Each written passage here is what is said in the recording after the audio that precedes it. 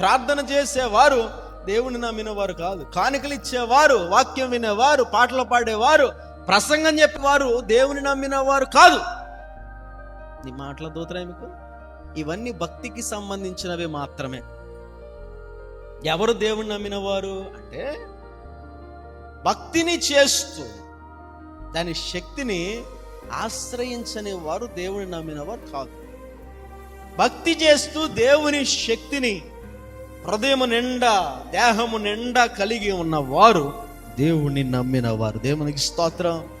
తిమోతికి రాసిన 2వ పత్రిక 3వ అధ్యాయం 5వ వచనంలో తిమోతితో ఈ మాటలు అపోస్తలుడైన పౌలు గారు చెప్తూ ఉన్నాడు. చూడండి, భక్తి గల వారి వలె ఉండి దాని శక్తిని ఆశ్రయించని వారినై ఉందురు. ఇట్టి వారికి పైకేముంది? భక్తి ఉంది, కానీ హృదయంలో ఏం లేదు, శక్తి లేదు.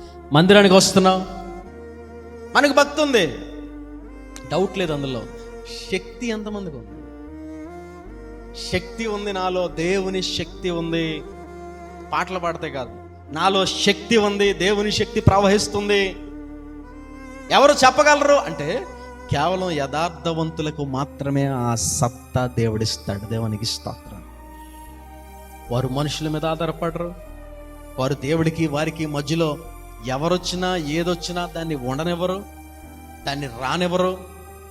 దేవుని శక్తి అలవాటైన వాడు దేవుని యందు యథార్థవంతంగా బ్రతకడానికి తనకున్నవన్నీ కోల్పోతాడు.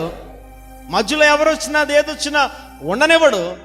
దేవుని బలము మీద మాత్రమే ఆధారపడి బలము పొందుకుని వెళ్ళిపోతాడు. దేవునికి స్తోత్రం.